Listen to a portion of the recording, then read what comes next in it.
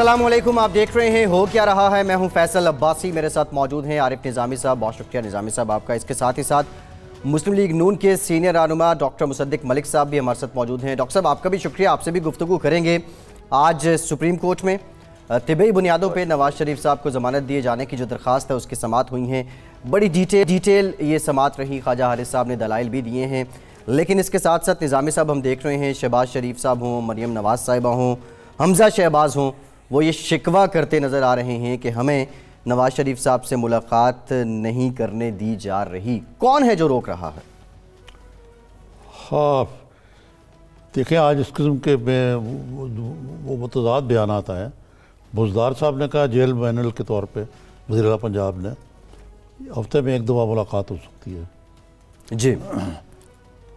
शमशान बुखारी साहब ने, शहबाज शरीफ और मरियम का कहना है कि जी हफ्ते में 2-3 दफ़ा भी हम मिलते रहे।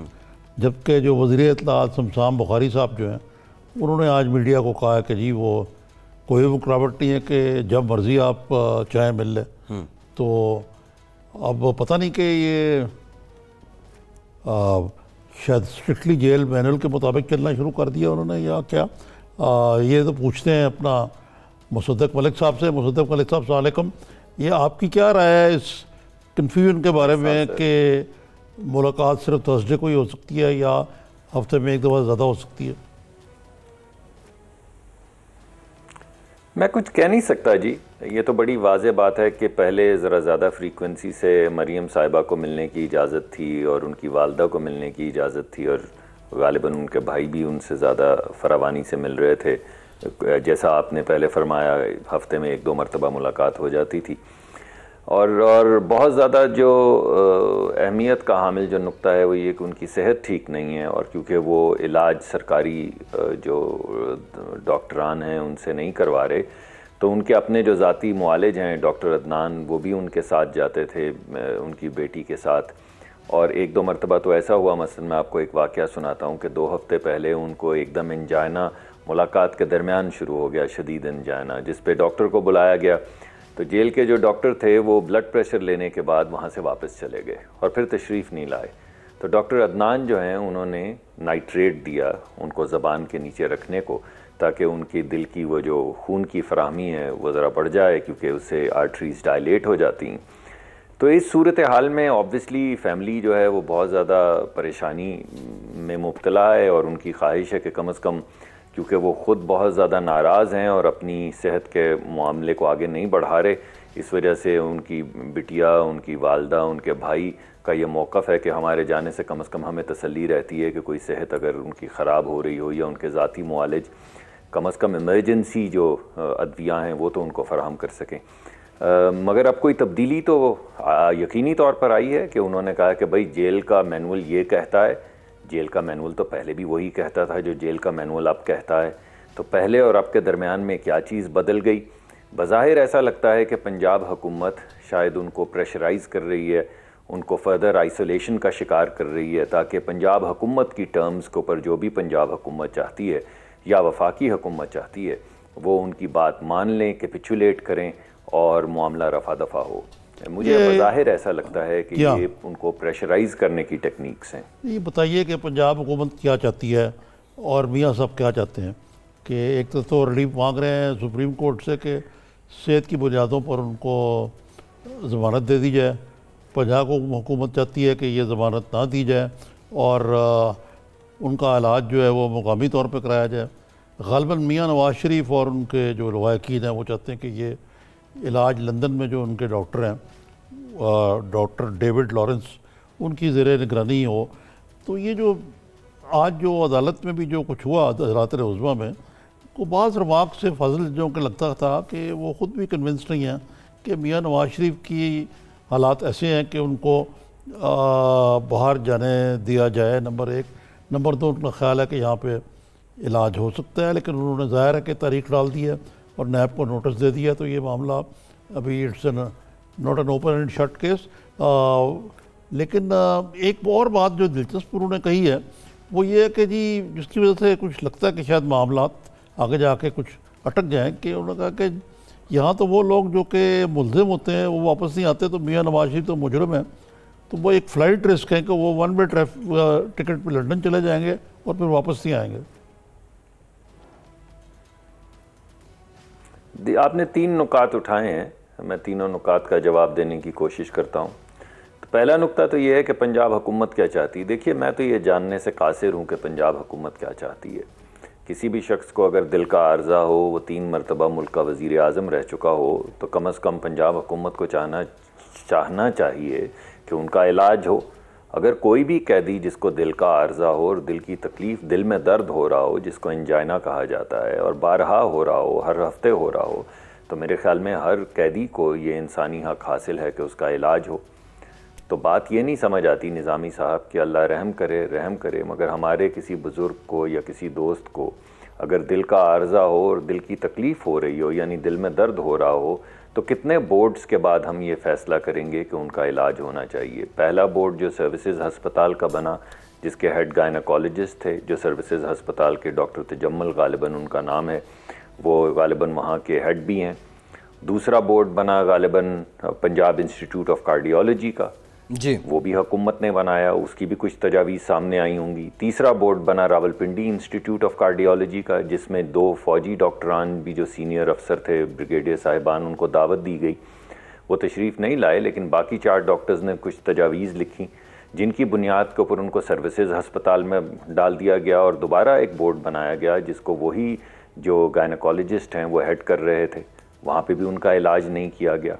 वो नाराज़ होकर वापस हस्पताल से चले गए जेल में, तो फिर उनको लाया गया, वो कौन सा अस्पताल है, पिम्स नाम वो जिना अस्पताल, जिना नहीं सर, जिना में लाया गया जी। जिना अस्पताल में डॉक्टरों ने बाकायदा उनका मुआयना किया, तशखीस की और बाकायदा एक प्लान बनाया कि ये इनका इलाज होना चाहिए।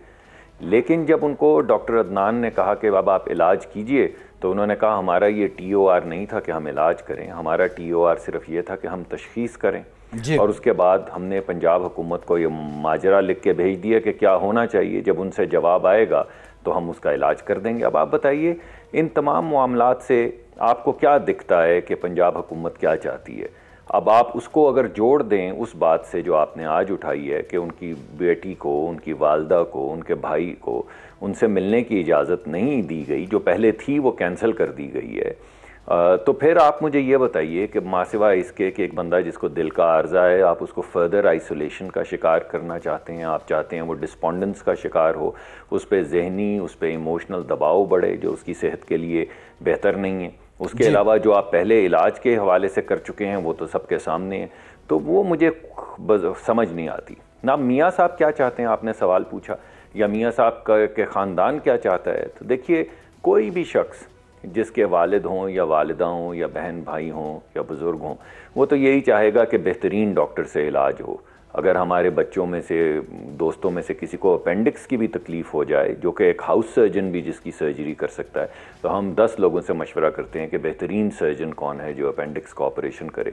तो मियाँ साहब को तो 2 मरतबा ओपन हार्ट सर्जरी हो चुकी है, 1 मरतबा जैसा निज़ामी साहब आप जानते हैं उनकी दिल की शरियान फट चुकी है, जो दोबारा सी गई उसका बाईपास किया गया, फटी हुई शरियान का भी 4 या 5 मरतबा उनको स्टेंट डल चुके हैं। अब ऐसे पेशेंट का अगर इलाज हुकूमत कर पाती तो फिर जिना अस्पताल में कर दिया जाना चाहिए था, और अगर नहीं किया तो बज़ाहिर ऐसा लगता है कि डॉक्टर भी उनको हाथ लगाने से घबरा रहे हैं कि ये ना हो कि इलाज में कोई ऐसी चीज़ हो जाए जो हमसे डील ना की जा सके। तो फैमिली का भी मौक़िफ़ यही है कि ये कॉम्प्लिकेटेड केस है, तो गालिबन उनके जो डॉक्टर पहले उनका सक्सेसफुली इलाज कर चुके हैं वही इलाज करें, वो तशरीफ़ यहाँ पर लाएं और इलाज करें, या मियाँ साहब वहाँ पर जाएं ये और इलाज करें। ये ख्वाहिश है फैमिली की, मगर फ़ैसला तो हुकूमत को और अदालत को करना है। तो ये हैं वो 2 नुकात।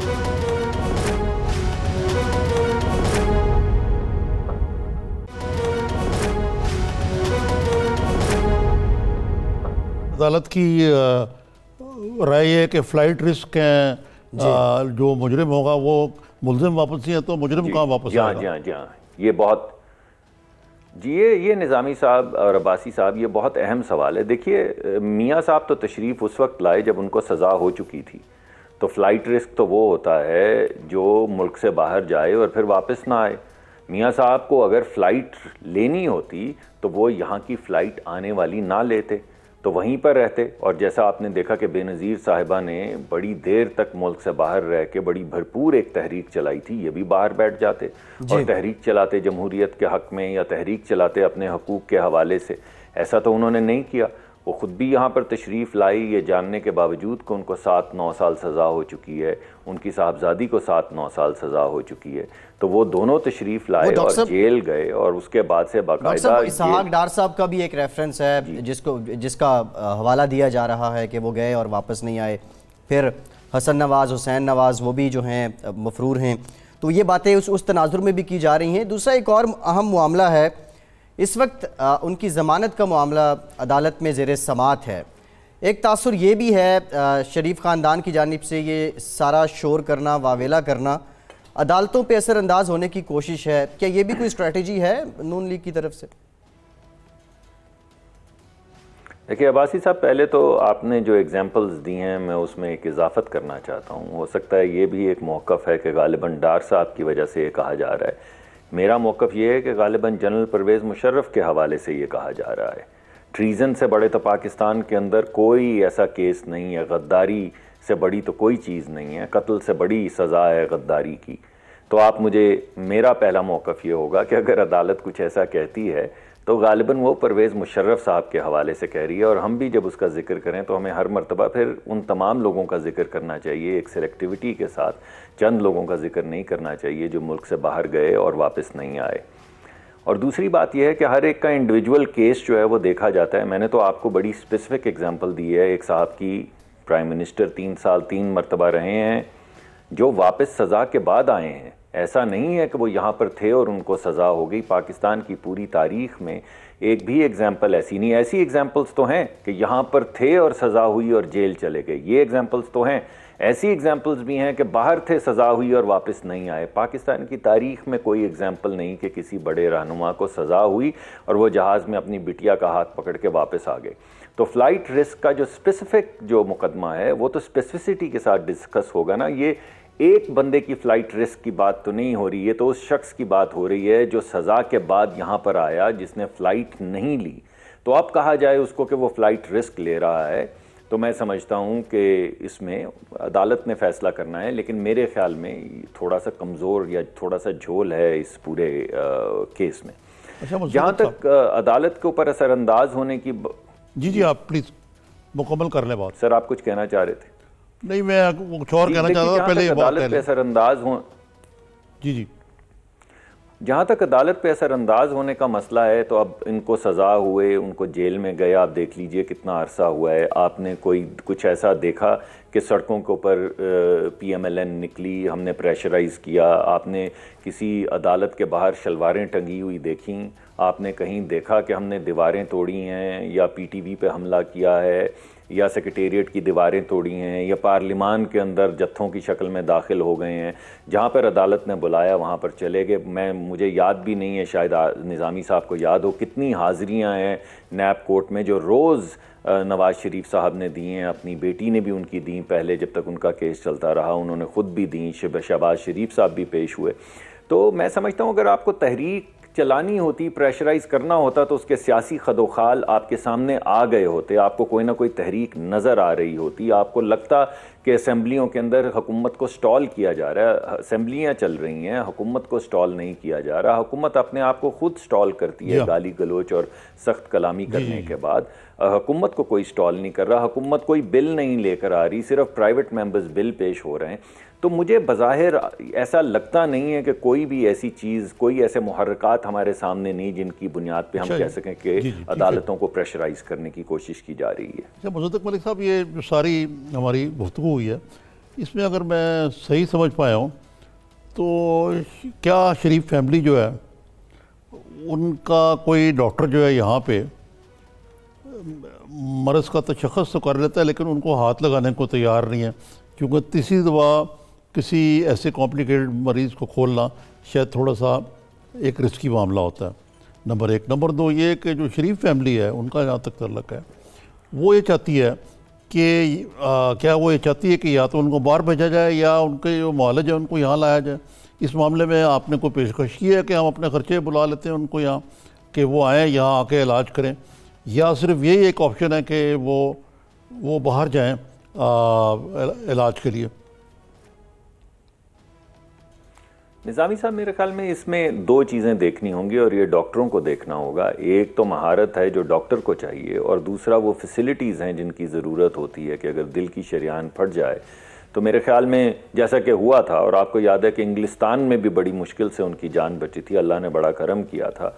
तो मेरे ख्याल में ये दोनों चीज़ें देखने की होंगी कि यहाँ पे वो डॉक्टर चलें, वो आ जाएं जिनको महारत है, लेकिन वो तमाम चीज़ें जिनकी ज़रूरत है, वो अगर बिलफर्ज कोई आर्टरी ऐसी है जिसे रोटर के ज़रिए खोलना है, तो यहाँ पे कोई ऐसा इदारा है जहाँ पे वो फैसिलिटी मौजूद हो, जहाँ पे आर्टरीज़ को वो कोई होता है ब्लेड जिसके ज़रिए आर्टरीज़ की वो जो कैल्सिफाइड वॉल्स होती हैं उनको तोड़ा जाता है, कैल्सिफिकेशन को, और सक आउट किया जाता है, या जो भी उनका तरीक़ाकार है। मैं इस पर क्लिनिकल तबसरा तो नहीं कर पाऊँगा, लेकिन मेरे ख्याल में डॉक्टरान को ये देखना होगा कि डॉक्टर्स में महारत है और हस्पतालों में फैसिलिटीज़ हैं, और अगर दोनों चीज़ें हैं तो यहाँ भी इलाज हो सकता है, और अगर दोनों चीज़ें नहीं हैं तो फिर ख्वाहिश ख़ानदान की और किसी भी बेटी की तो यही होगी कि बेहतरीन इलाज हो, लेकिन ये फ़ैसला तो फिर हुकूमत और अदालत का है, बेटी का तो नहीं है। ठीक, एक ब्रेक का कहा जा रहा है डॉक्टर साहब, एक ब्रेक के बाद वापस आएंगे। ज़रा आपने हॉस्पिटल्स की है, आपके सियासी हरीफ ये भी कह रहे हैं कि ये वही अस्पताल हैं जिन पे नवाज़ शरीफ साहब, शहबाज शरीफ साहब बड़े फ़ख्र से बताया करते थे आवाम को कि सेहत की सहूलियात बेहतर हो गई हैं। तो आज इन अस्पतालों से इलाज करवाने में क्या मसला है? इस मामले पर कुछ दीगर मामलात पे एक ब्रेक के बाद बात करते हैं। हमारे साथ रहिए।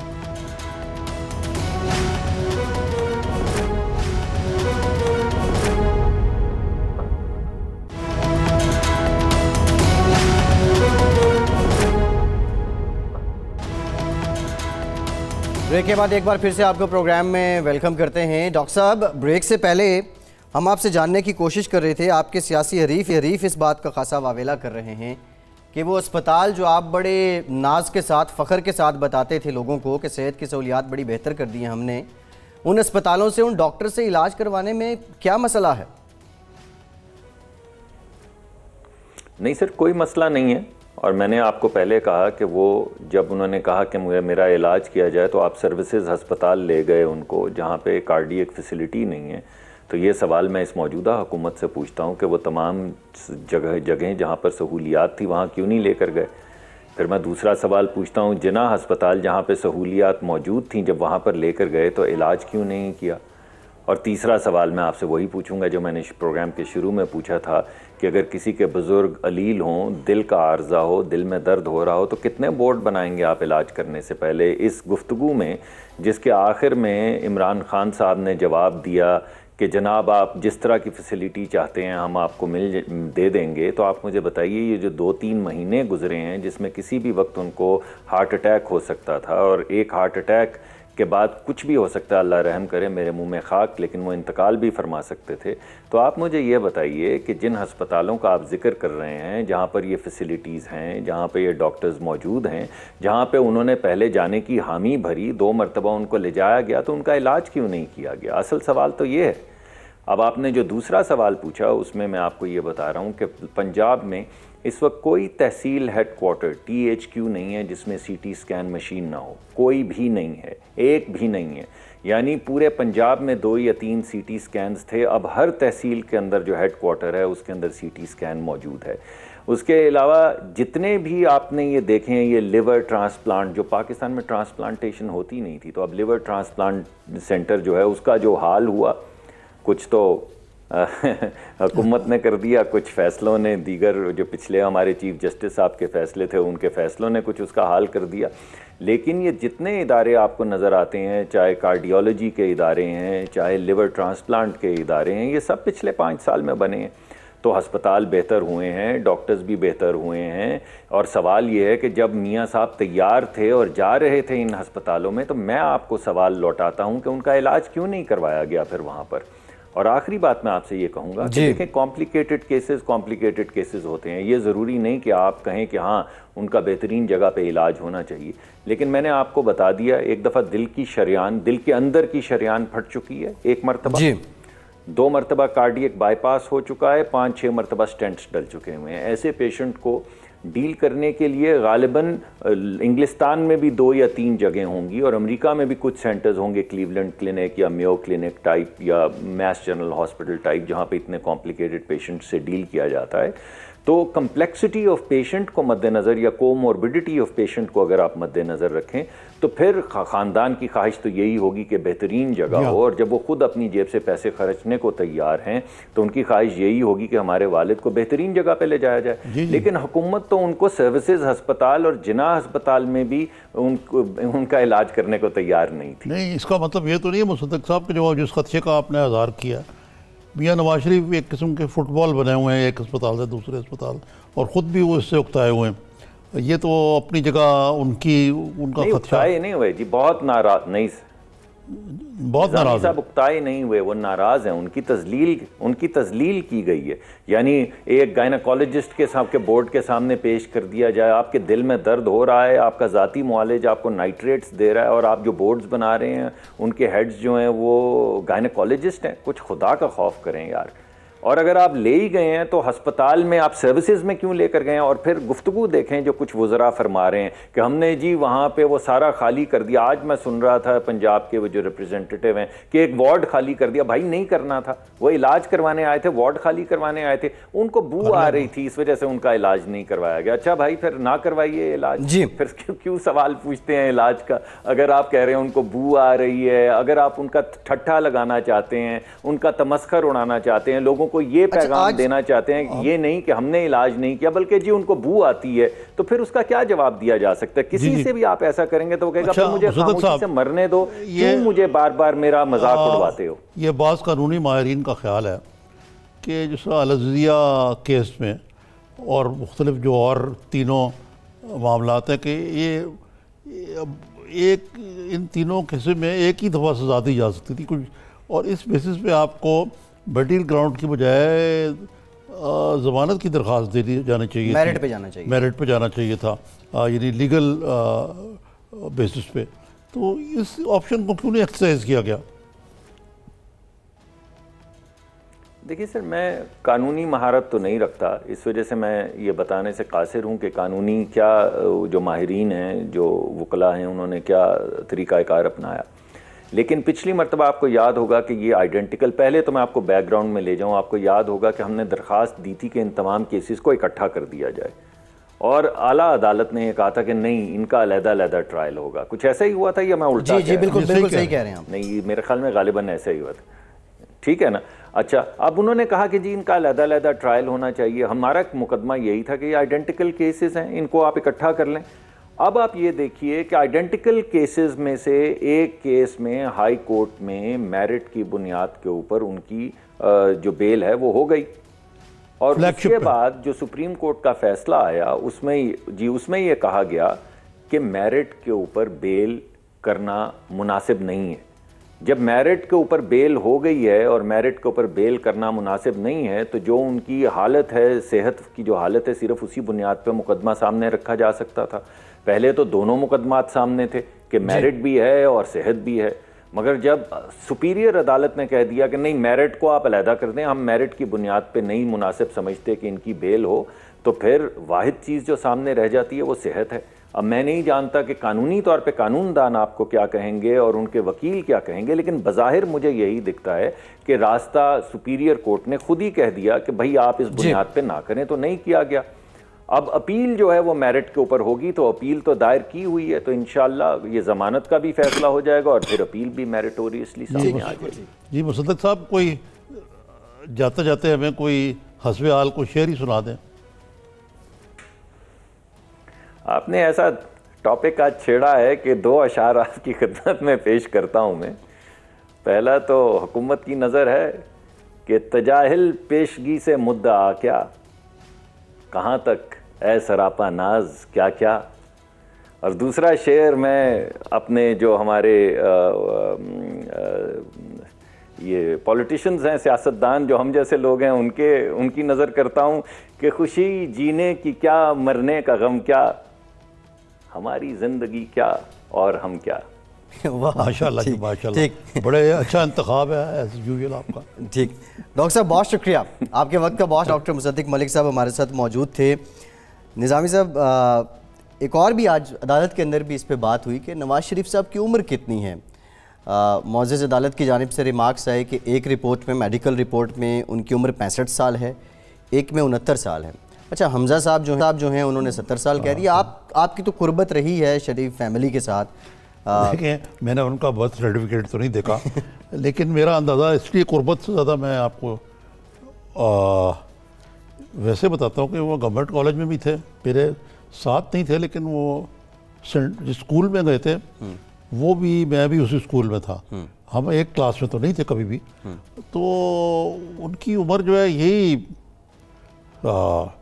होनी चाहिए, कोई 64 तो डेफिनेटली नहीं है, 69 या जिस तरह हमजा जो है मेरे ख्याल से उनकी बात जो है, हमजा की, वो फैमिली मेंबर है, वो मेरे ख्याल दुरुस्त कह रहे हैं।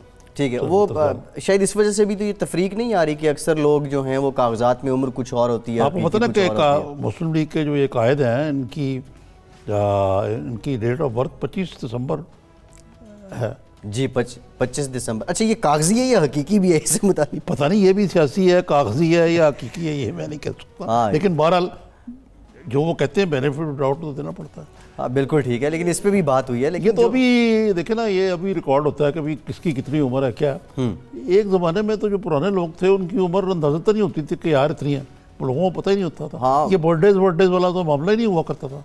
हाँ, ये बर्थडेज कल्चर तो अब आया, और ये बर्थडेज तो बड़ा टूल है निज़ामी साहब, सियासत में भी, सहाफ़त में भी, कॉरपोरेट सेक्टर में भी, इवन अब तो सरकारी जो मुलाजमतें हैं उसमें भी एक बड़े टूल के तौर पे बर्थडे को, बड़ी बड़ी बर्थडे, जो रुतबा बढ़ता जाता है बर्थडेज भी बड़ी होती जाती हैं। बर्थडे अच्छा निज़ामी साहब, एक ब्रेक लेना है। ब्रेक के बाद जब हम वापस आएंगे तो किसी से मुतालिक करेंगे, लेकिन इसके साथ साथ जो बिलावल भुट्टो कल नैब के रूबरू पेश होंगे, ये भी इत्तलात आ रही हैं, इससे मुतालिक भी बात करेंगे।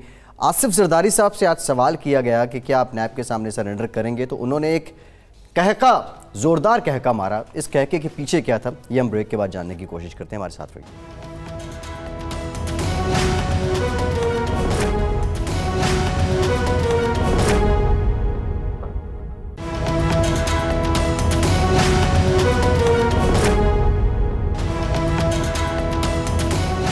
ब्रेक के बाद एक बार फिर से आपको खुशामदीद कहते हैं। टेलीफोन लाइन पे हमें ज्वाइन किया है तर्जुमान वज़ीर आला पंजाब शहबाज गिल साहब ने। बहुत शुक्रिया शहबाज साहब आपके वक्त का। शहबाज साहब, ये क्या मुअम्मा बना हुआ है शरीफ ख़ानदान की नवाज़ शरीफ साहब से मुलाकात को लेके? वज़ीर आला कह रहे हैं कि हम जेल मैनुअल पे अमल कर रहे हैं, तर्जुमान पंजाब हुकूमत के कह रहे हैं कि वो जब चाहें आप मुलाकात कर सकते हैं। वज़ीर इत्तलात आपको, वज़ीर इत्तलात जो हैं शमशान बुखारी साहब तो ये बैठे हैं आपके सामने जी, ये वज़ीर आला साहब के तर्जुमान हैं, वो पंजाब हुकूमत के हैं। तो गिल साहब, ये क्या है, ये मामला क्या है? जी देखिए, बात ये है कि जेल मैनुअल के मुताबिक, कानून के मुताबिक हर कैदी जो है हफ्ते में एक दिन मुलाकात कर सकता है। अभी वज़ीर आला पंजाब ने एक ट्वीट भी किया और अपना बयान जारी किया है कि जेल मैनुअल के मुताबिक इनकी मुलाकात हमेशा करवाई जाएगी और करवाई जाती रहेगी, कोई पाबंदी नहीं है। हुकूमत पंजाब की तरफ से किसी किस्म की कोई पाबंदी नहीं। इनको शायद लगता है कि जैसे ये हुकूमतें करते थे अपने मुखालफिन के साथ जो ये हशर करते थे, बाकी गवर्नमेंट भी ऐसे करेंगी। हम ना ऐसी किसी चीज में इंटरेस्टेड हैं और ना ही हम ऐसा करेंगे। तो जेल मैनुअल में जिस तरह से इजाजत है उस तरह से इनको बिल्कुल मुलाकात करवाई जाएगी और करवाई जाती रहेगी। लेकिन ये मौक़िफ़ जो है ये शमशान बुखारी साहब को ज़रा मुख्तलिफ है। वो कहते हैं वो जब चाहें मिल सकते हैं, कोई ऐसी तो पाबंदी है ही नहीं। जब चाहें सर, उनके मुताबिक है, जब चाहें। आप रात के 1 बजे तो नहीं सर जा सकते ना। वो जब चाहें का मतलब ये कि जब चाहें कानून के मुताबिक जाके। अच्छा, ये कानून के मुताबिक जो है ये इसमें कानून के मुताबिक तो हमेशा होगा ना जेल में सर। और ये जो शरीफ खानदान के तहफ़्फ़ुज़ात हैं, शहबाज शरीफ साहब ने भी कहा, मरियम नवाज साहिबा ने भी कहा, फिर बुनियादी तौर पे हुकूमत की बात को क्यों नहीं मान रहे? हुकूमत क्यों नहीं कन्विंस कर पा रही शरीफ खानदान? तो हमारी बात तो बिल्कुल नहीं मानेंगे, क्योंकि बुनियादी तौर पर उनका एक ही एजेंडा है और वो एजेंडा है कि जो उनको कैद हुई है करप्शन के केस में, उसमें से उन्होंने इस कैद में से जान छुड़वानी है अपनी। और वो जान कैसे छुटेगी कि उन्हें हेल्थ ग्राउंड पे बेल मिले, बेल लेके वो इंग्लैंड चले जाएं इलाज कराने के लिए और वहां से वापस ना आए। तो इस सिचुएशन में जेल में रह के जो कैद काटनी थी उससे मुकम्मल जान छुट जाएगी। अच्छा, ये एक एजेंडा सारा है उस काम के लिए। हालांकि अदरवाइज हमने तो 21 डॉक्टर्स की वहां ड्यूटी लगाई हुई है जो जेल में मौजूद है 24 घंटे इनके लिए, और 21 के करीब ही टेक्नीशियन है जो जेल में मौजूद है। और पिछले 10 दिन से वो 24 घंटे वहां पे मौजूद है। एक कार्डियोलॉजिस्ट, एक टेक्नीशियन इनके लिए वहां मौजूद है, जिनको इन्होंने एक दफा भी कांटेक्ट नहीं किया इन 10 दिनों में। मैं रिपीट कर रहा हूं दोबारा, अगर ये वाकई ऐसी बीमारी का मामला हो तो वहां कार्डियोलॉजिस्ट पूरा सेंटर बना हुआ है, एक दफा उनको कांटेक्ट नहीं किया गया। तो ये सिर्फ प्रेशर टैक्टिक्स हैं, अदालत पे प्रेशराइज करके, हुकूमत में प्रेशराइज करके, तो अपनी बेल के केस को मजबूत करने का तरीका, और कुछ भी नहीं। अच्छा डॉक्टर साहब, ये बताइए कि आपकी बात से तासर मिलता है कि मियां नवाज शरीफ कोई ऐसे बीमार ही नहीं है, ये ऐसी एक ड्रामा है लंदन जाने के लिए। दूसरी तरफ वो कहते हैं कि कोई डॉक्टर उनको यहाँ हाथ लगाने को तैयार नहीं है, उनको फुटबॉल की तरह मुख्तलिफ अस्पतालों में भेजा जा रहा है, तो हकीकत क्या है? गलत असर है। यहाँ के डॉक्टर्स जो PIC के हेड हैं और उसके अलावा भी 3 और प्रोफेसर हैं, मेरी मौजूदगी में नवाज शरीफ साहब को ये कहा है कि आप अपना एंजियोग्राम कराएं, और हम, बल्कि एक डॉक्टर ने तो उनको ये कहा कि जितने बुरे तरीके का आपके डॉक्टर ने लंदन में काम किया, हम उससे बेहतर करें। जो आपका लास्ट एक्सीडेंट लंदन में हुआ, उस तरह के एक्सीडेंट यहाँ हमारे पास नहीं होते। अच्छा, ये क्लियर उनका मैसेज था। ये नई बात आई तो ये आपने बड़ी खबर दी है। लेकिन इसके साथ साथ डॉक्टर साहब, मुसद्दिक मलिक साहब थे अभी कुछ देर पहले, वो कह रहे थे कि नवाज शरीफ साहब को बीमारी उनको दिल की है, आर्जा दिल का है, गायनाकोलॉजिस्ट को चेक करवाया जाता रहा, जिसको बोर्ड का हेड बनाया गया वो डॉक्टर भी गायनाकोलॉजिस्ट। देखें जिन लोगों ने झूठ बोलने की कसम खाई हो, वो झूठ बोलेंगे, उनको आप कितनी बार भी ठीक कर लें, क्योंकि उन्होंने ये कसम खाई हुई है कि उन्होंने झूठ बोलना है। मैं ये तकरीबन 47 दफा नेशनल टीवी पर रिपीट कर चुका हूं, और इनके अपने सामने भी, और ये प्रेस कॉन्फ्रेंस भी कर चुका हूं। लेकिन यकीन रखिए कि मुसद्दिक मलिक साहब हो और या कोई और हो, इन्होंने झूठ दोबारा भी बोलना है। तो आखिरी दफा आपके प्रोग्राम में दोबारा रिपीट कर देते हैं। By law, by virtue of law, आप जिस हॉस्पिटल में जाते हैं, उस हॉस्पिटल का जो हेड होता है वो बोर्ड का हेड होता है कोऑर्डिनेशन के लिए। तो जना हॉस्पिटल में जब ये गए, तो वहां के जो प्रिंसिपल हैं, उनकी जो स्पेशलाइजेशन है वो गाइड, और वहां पे एक कार्डियोलॉजिस्ट को भी बोर्ड में रखा गया, नेफ्रोलॉजिस्ट को भी रखा गया। बिल्कुल ठीक। डॉक्टर साहब आपका मौक़िफ़ आ गया, बहुत शुक्रिया। तर्जुमान वज़ीर आला पंजाब डॉक्टर शहबाज गिल साहब, आपके वक्त बहुत शुक्रिया। क्लियर कर दिया उन्होंने कि उस हॉस्पिटल के हेड थे वो गायनाकोलॉजिस्ट थे, तो इस वजह से वो उस बोर्ड को भी हेड कर रहे थे। आपका मतलब है कि इसमें एक तो बात जो वाज़ेह है वो ये है कि मियां नवाज शरीफ की केस कॉम्प्लिकेटेड है, लेकिन नंबर 2 ये कि पंजाब हुकूमत चाहती है कि उनका यही इलाज हो, वो यहाँ इलाज कराने को तैयार नहीं है। और अब ये बॉल जो है अदालत के कोर्ट में है, और आज के प्रोड्यूसिंग से लगता है कि मियां नवाज शरीफ को कोई रिलीफ नहीं मिलेगी ऑन हेल्थ ग्राउंड। ये तो खैर अब देखते हैं निज़ामी साहब, हाँ मामला अदालत में है वो कैसे चलेगा। अच्छा, जरदारी साहब ने आज जब उनसे एक सवाल किया गया कि आप नैब के सामने सरेंडर करेंगे, तो उन्होंने कहका मारा। बॉडी लैंग्वेज की बड़ी तफरीक हम देखते हैं, शरीफ फैमिली, शहबाज शरीफ हों या नवाज शरीफ हों, वो देखने वालों को साइकोलॉजिकल प्रेशर वो नहीं दे सकते जो आसिफ जरदारी अपनी मुस्कुराहट से, अपने डायलॉग से, अपनी बातों से। देखिए, ये मीडिया और सोशल मीडिया का ज़माना है और ट्वीट्स का ज़माना है। देखिए ना, वो जो सदर है अमेरिका का, वो तो सियासती ट्वीट्स के थ्रू करता है, खारजा पॉलिसी ट्वीट्स के थ्रू चलती है। तो ये ऑप्टिक्स जो हैं इस गेम में जरदारी साहब और बिलावल साहब दोनों वो बहुत आगे हैं, और वो समझते हैं कि जिस दिन अगर मैं मीडिया पे लगे कि मैं I am a broken man और मैं हार मान चुका हूँ, उस दिन मैं वाकई हार जाऊँगा। एक इम्प्रेशन अपना ज़रूर देना है। बिलावल साहब कल नैब के सामने पेश होंगे। दूसरा, उन्होंने कहा कि मेरे पे ये सारे मामलात इसलिए चलाए जा रहे हैं, मैंने कहा कि 3 वज़रा का ताल्लुक़ कलदम तंजीमों से है। अच्छा, बिलावल भुट्टो जरदारी ने नाम नहीं लिया, लेकिन असद उमर साहब का रिस्पॉन्ड करना, ये इसकी वजह क्या हो सकती है निज़ामी साहब? क्या असद उमर साहब ने ये रिस्पॉन्ड भी किया, उन्होंने कहा जी मुझे किसी तंजीम ने सपोर्ट नहीं किया वगैरह वगैरह। उससे लगता है शायद एक वज़ीर उनमें, एक तो मुझे लगता है अफरीदी साहब हैं जो शरियार अफरीदी, एक ये हैं, तीसरे पता नहीं कौन है। लेकिन जो बिलावल साहब का जिस पर ट्वीट है उसमें उन्होंने कहा कि जी ये मुझे नैब में घसीटा सिर्फ इसलिए जा रहा है कि मैंने कहा ये 3 कलादम तंजीमें हैं, प्लस उन्होंने को बड़ी खुल के फ्रंट फुट पे खेले इन मामलात में, और वो कहते हैं कि मुझे डेथ थ्रेट भी आ रही है नैब नोटिस के साथ। तो ये बड़े सीरियस, ये बड़ा अलार्मिंग है एलिगेशन है कि पहले ही नैब में आपको पता ही है कि बड़े इल्ज़ामात हैं कि ये एहतसाब से ज़्यादा इंतकाम कर रही है। तो बिलावल साहब की बातों से तो कुछ थोड़ा सा, लेकिन निज़ामी साहब भी जो ऐसा हुआ है तो बड़ी गलत बात होगी। ये जो डेथ थ्रेट्स की आप बात कर रहे हैं, धमकियों की आप बात कर रहे हैं, बड़े अफसोस की बात है कि भुट्टो ख़ानदान का शजरा भी कुछ ऐसा ही है कि वो उनकी जान वो तबी मौत से नहीं हुई है। इसको ज़रा जो गवर्नमेंट है, जो दीगर इदारे हैं, उनको ज़रा सीरियसली इसको लेना होगा। वहाँ पे जो एक तो फर्स्ट ऑफ ऑल उनकी सिंध में तो गवर्नमेंट अपनी है, दूसरे जो मुख्तदर कानूनी नहीं बल्कि जो कहते हैं इंटेलिजेंस इदारे हैं, उनको भी चाहिए कि इस मामले में बताएं कि क्या वाकई उनको थ्रेट आई है, कोई सोशल मीडिया के ज़रिए आई है, कोई फ़ोन के ज़रिए आई है, क्या मामला है, और उसकी तह तक पहुँचना चाहिए। क्योंकि यकीनन मेरा नहीं ख्याल कि हुकूमत भी चाहती है कि खुदा ना खास्ता कोई नाखुशगवार वाक़ा जो है।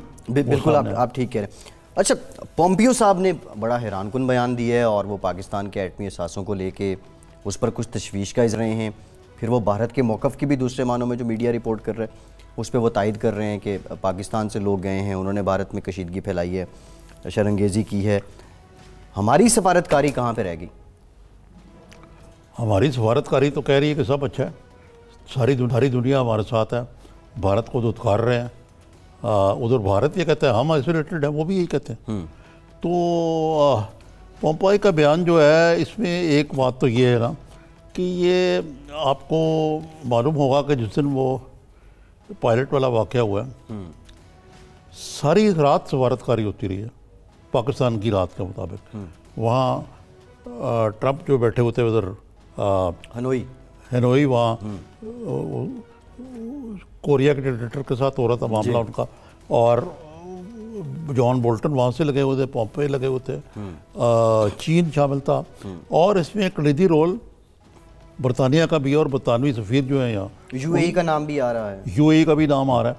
तो मकसद है कि मैं ये कहने की कोशिश कर रहा हूँ कि ये कोई, एक तो आपने सुना होगा ना, जंग खेड़ नहीं होती जनानियाँ दी, लेकिन यहाँ पे मामला ये है कि जो वो अमरीकी वज़ीर ख़ारजा ने बात की है, उसकी एक और भी वजह है कि ये न्यूक्लियर ताकतें दोनों, भारत और अमेरिका, हमारे शायद मिसाइल ज़्यादा उनसे, लेकिन कि कोई अगर चल जाता है तो यकीनन सारी दुनिया उसकी लपेट में आ सकती है। उसमें एक हॉलोकॉस्ट का मामला तो है, लेकिन ये देखिए ना, न्यूक्लियर थ्रेशोल्ड पाकिस्तान ने क्रॉस नहीं किया, ये मोदी ने क्रॉस किया है, ठीक, बालाकोट अपने जहाज़ भेज के। बिल्कुल ऐसे है, ठीक है ना, कि पाकिस्तान को उन्होंने पहली दफ़ा ये जरूरत, आपको पता है कि वाजपेयी ने भी नहीं की थी जब कारगिल, वो समझते थे बड़ी प्रोवोकेशन है, उन्होंने कहा आपने नहीं जाना पाकिस्तान की सरहद को, उनके एयरफोर्स ने क्रॉस नहीं करना। तो इसका मतलब ये है कि ये एक ख़तरा है, लेकिन इसमें पाकिस्तान ज़्यादा भारत को रिस्ट्रेन करने की ज़रूरत है। ठीक। अच्छा निज़ामी साहब, रॉयटर्स ने 2 दिन पहले एक रिपोर्ट छापी जिसमें उन्होंने ये सारी जो बात आप कह रहे हैं इसी तरह का एक हवाला दिया, लेकिन उनकी रिपोर्ट में भी इस सफारतकारी में सऊदी अरब का जिक्र नहीं है। अब अंडर द टेबल कहानी क्या है, क्योंकि सऊदी वज़ीर ख़ारिजा यहाँ आए भी हैं और उस वक्त ये भी खबर थी मोहम्मद बिन सलमान का कोई खुसूसी पैगाम वो वज़ीर-ए-आज़म पाकिस्तान के लिए लाए हैं। जी हाँ, ये नाम नहीं आया, लेकिन मेरा ख्याल है उनका रोल भी है इसके अंदर है, बल्कि ख्याल की क्या बात है, वो आए थे यहाँ। बिल्कुल ठीक है। अच्छा, एक और बड़ी डेवलपमेंट हुई, थरकोल से बिजली की पैदावार शुरू हो गई है। 330 मेगावाट का जो प्लांट है उससे बिजली नेशनल ग्रिड में आना शुरू हो गई है। बाय 2020 ये कहा जा रहा है कि 2000 मेगावाट तक ये बिजली सिस्टम में शामिल हो जाएगी। ये सहरा अब किसके सर जाता है? देखिए, इसमें ये गुज़श्ता हुकूमत के दौर में शुरू हुआ था, उनको भी जाता है, सिंध की हुकूमत को भी जाता है इसका सेहरा जो है, और मौजूदा हुकूमत ने काम वक्त से पहले ये ख़त्म किया, अगरचे इनके 6 माह थे आखिर में, तो इसमें तो कोई शक नहीं कि ये अच्छी डेवलपमेंट है। ठीक, निज़ामी साहब, प्रोग्राम का वक्त खत्म हो गया, बहुत शुक्रिया आपका। आज के प्रोग्राम से इतना ही, अपना फीडबैक ज़रूर दीजिएगा। फैसल अब्बासी को इजाज़त दीजिए।